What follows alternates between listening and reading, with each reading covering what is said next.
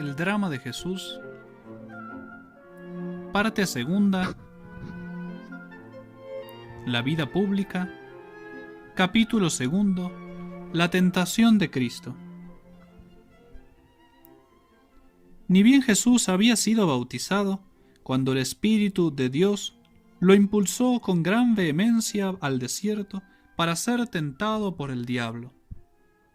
El Verbo divino, al hacerse hombre, había aceptado todas las condiciones, todas las miserias, todas las humillaciones de nuestra naturaleza caída. Por eso dice San Pablo que fue tentado como los hombres. Y va más lejos cuando no duda en decir que fue necesario que Jesús fuese hecho en todo semejante a sus hermanos, porque por haber padecido y haber sido tentado, es poderoso para ayudar a los que son tentados. La escena que vamos a describir y otros episodios de la vida del Divino Maestro demostrarán que al menos podía ser incitado al mal y tentado a faltar a su deber, digámoslo así, por ocultarse momentáneamente su divinidad y permitir que la naturaleza humana fuese sometida a duras pruebas. Tocante a este punto, la dolorosa escena de Getsemaní derrama clarísima luz sobre la tentación del desierto. El suceso ocurrió en el desierto. Desde las orillas del Jordán, Jesús, conducido por el Espíritu Santo, atravesó el espacio de unos 8 kilómetros. En la región más elevada del desierto, allí se detuvo en el lugar que hoy lleva el nombre de Monte de la Cuaresma. Es una región de hórrido aspecto, cubierta de peladas rocas y desgarrada toda ella por profundas torrenteras. Las laderas de la montaña están llenas de grutas naturales que durante muchos años fueron habitadas por piadosos ermitaños deseosos de imitar el misterio de la Cuaresma del Salvador. Jesús, dice San Marcos, moraba con las fieras. Aún en nuestros días abundan por aquellos parajes enteramente deshabitados los chacales, las zorras, las hienas, las águilas, los buitres y otros animales rapaces. 40 días y 40 noches pasó Jesús en aquel hórrido desierto sin tomar alimento alguno. Por espacio de este largo período, vivió casi únicamente del alma, sumido por entero en Dios, rogando por los que había venido a salvar, contemplando de antemano las diferentes fases de su próximo ministerio. Pero de repente, a los 40 días, al reasumir la naturaleza imperiosamente sus derechos, se le hizo sentir el aguijón del hambre.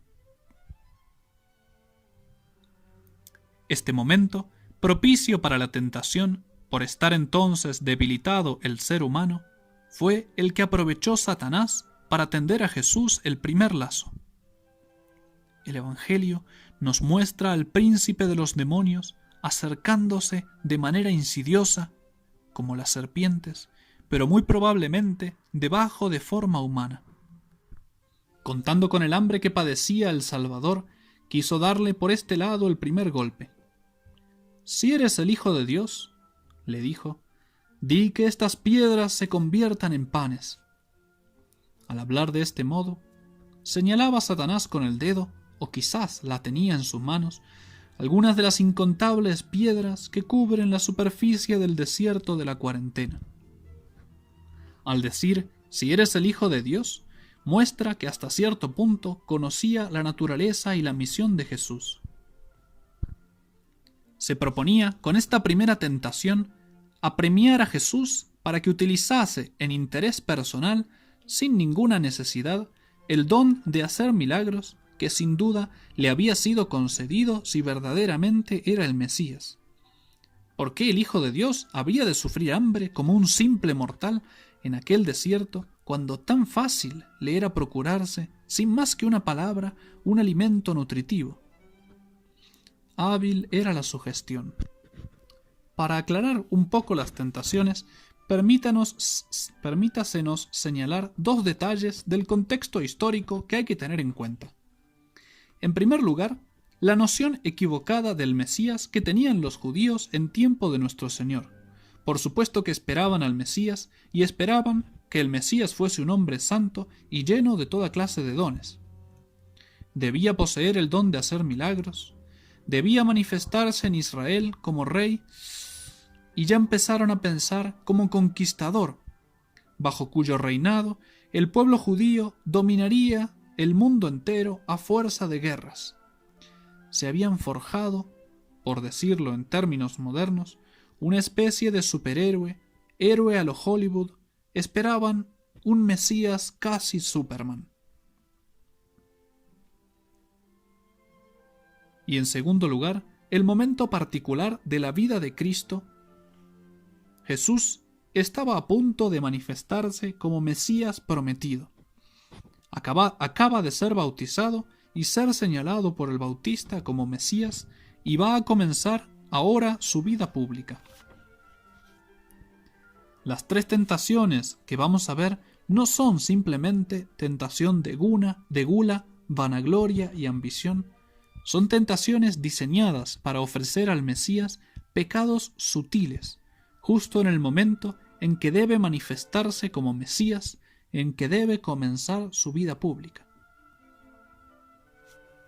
Cuando el diablo le dice: si eres el Hijo de Dios, di que estas piedras se conviertan en panes, le está diciendo: si eres el Mesías, tienes el poder de hacer milagros, y si quieres manifestarte como debes, deberías empezar a hacerlos. Ya está, ya hicimos ayuno de 40 días, está muy bien, ahora necesitas comer. Tu dignidad de Mesías no debería permitirte seguir pasando hambre. Notemos que no es gula, porque Cristo tenía necesidad de comer. Y su primer milagro será además convertir agua en vino, y 2 veces multiplicará los panes. El demonio lo tienta a un milagro egoísta, porque Cristo siempre hará los milagros en provecho y beneficio de los demás. Y no solo milagro egoísta lo que tienta, sino inútil, porque la finalidad principal de los milagros es hacer nacer la fe de los demás, de aquellos que observan el milagro. Y aquí no había nadie que pudiera creer en él. Es inútil porque no puedo obtener la fe de nadie. Nuestro Señor le responde con una frase del Deuteronomio: no solo de pan vive el hombre, sino de todo alimento que sale de la boca de Dios. Hace referencia, esta frase, al modo milagroso con que Dios alimentó a su pueblo durante su peregrinación durante 40 años por el desierto. Este pan que sale de la boca de Dios es el maná.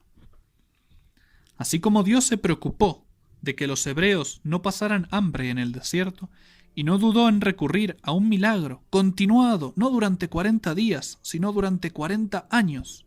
Así, Dios puede cuidarse de mí. Él tiene muchas formas de alimentar a un hombre. Yo espero en Dios. Si alguien tiene que hacer un milagro, que lo haga mi Padre. El demonio no se desanima por esta rotunda negativa, sino que toma con maestría verdaderamente satánica las mismas armas con que acaba de ser vencido. Lo va a tentar a la confianza en Dios usando la Sagrada Escritura. Si no logró que cayera para atrás, intentará que caiga para adelante. Si eres el Hijo de Dios, el Mesías, tienes que manifestarte a Israel. Un milagro aquí que no hay nadie sería inútil, entiendo. Debemos ir a un lugar donde haya mucha gente. El templo. ¿Qué te parece el templo? No solo hay mucha gente, sino gente religiosa, que es lo que tú necesitas. Y está en su mejor momento, en pleno acto de adoración. Y si lo completamos con un descenso majestuoso, el Mesías bajado del cielo, al son de las trompetas, déjame eso a mí. Desciende desde aquí, confía en Dios, porque está escrito que enviará a sus ángeles delante de ti, no sea que tropiece tu pie con alguna piedra. Toma el Salmo 90 de la Escritura para tentarlo. Tienes que manifestarte. haz esto y todos creerán en ti. Hollywood no lo podría proponer mejor. Sutilmente lo empuja a tentar a Dios, porque una cosa es esperar que la providencia cuide de nosotros cuando estamos en peligro y necesidades, y otra cosa muy distinta es ponerse voluntariamente en peligro aprovechándose de la providencia de Dios, forzando la providencia de Dios. Eso se llama tentar a Dios. Con cierta ironía, responde Cristo: no tentarás al Señor tu Dios. Me imagino que interiormente Cristo se reiría. Espero en Dios, pero espero con prudencia. Ayúdate y Dios te ayudará, dice el dicho. No voy a ponerme solo en peligro. El demonio intenta entonces con todo lo que tiene. Busca encandilar. Trasladó a Jesús a un monte muy alto y le mostró todos los reinos del mundo y su gloria. Satanás, por arte de magia, por una especie de fantasmagoría y de espejismo, hizo pasar ante los ojos e imaginación de nuestro Señor, en grandioso y admirable panorama, las bellezas de la naturaleza y del arte, las ciudades con sus palacios, los ejércitos y las turbas, las riquezas materiales, en una palabra, todo lo que constituye la gloria exterior de nuestra tierra. Esta visión no duró más que un instante. Creyendo Satanás haber deslumbrado a Cristo con este espectáculo grandioso, y mientras todavía brillaban ante los ojos de nuestro Señor todos los reinos del mundo, le dijo: te daré todo este poder y la gloria de estos reinos, porque a mí se me ha entregado y a quien quiero se lo doy. Por tanto, si postrado me adorares, tuyos serán todos. El demonio usa aquí un lenguaje atrevido y soberbio, y falso en gran parte, pues no posee tal autoridad sobre todo el mundo, ni puede entregar los reinos a quien bien le plazca. Mas tampoco es enteramente mentirosa su afirmación, porque el mismo Dios le permite el ejercicio de cierto poder en los negocios de los hombres, y los hombres se entregan con harta frecuencia a su funesta dirección. El mismo Jesús le llama en este sentido algunas veces príncipe de este mundo, y San Pablo llega a darle el nombre de Dios de este siglo. Hay pues una mezcla de mentira y de verdad en la imprudente propuesta que aquí hace a Jesús. ¿Con qué arte encarece el valor de los bienes cuyo pleno e inmediato goce ofrece al Salvador? Pero esta vez Satanás se ha quitado la máscara. Adórame, adórame. Tal es, en toda su desnudez, la horrible propuesta que se atreve a hacer al Cristo. Adórame, Satanás le dice a Dios. En las almas ordinarias, la vista de los bienes terrenos excita al punto el deseo de poseerlos y de gozarlos. Confiaba el demonio hacer germinar semejante codicia en el corazón de Jesús, tanto más fácilmente cuanto el Mesías estaba predestinado a ejercer una realeza universal. Tienes que reinar como Mesías sobre el mundo entero. Yo te puedo dar ese reinado. Simplemente tienes que doblar una rodilla. Grosero fue su error. Hubo de percatarse rápidamente cuando oyó de labios del Salvador esta orden pronunciada con desdeñosa energía: «Vete de aquí, Satanás», con que Cristo lo expulsaba vergonzosamente. Porque escrito está: «Adorarás al Señor tu Dios y a Él solo servirás». Cristo lo pronuncia como una orden contra el demonio y como un juramento de fidelidad a su Padre Celestial, único Dios vivo, fuera del cual nadie tiene derecho a la adoración. Y así, el demonio, vencido en todos sus intentos, se vio constreñido a huir vergonzosamente. Había consumado toda tentación. Sin embargo, solo se fue por algún tiempo, pues Satanás no renunciaba definitivamente a la lucha, sino que intentaría volver a la carga. Y volvió, cuando menos indirectamente, tentándole por medio de sus instrumentos, los escribas y los fariseos, los saduceos, las mismas turbas con su falso ideal mesiánico, y el traidor Judas, hasta el mismísimo Pedro, se convirtió un día en tentador de su maestro. Pero sobre todo se renovará la prueba de la tentación en el huerto de Getsemaní en los últimos días de la vida de Jesús. Satanás lo había tentado en el desierto con los placeres, la satisfacción de los sentidos y el atractivo de la gloria. Al final de su vida lo tentará con el miedo a los tormentos y a la muerte.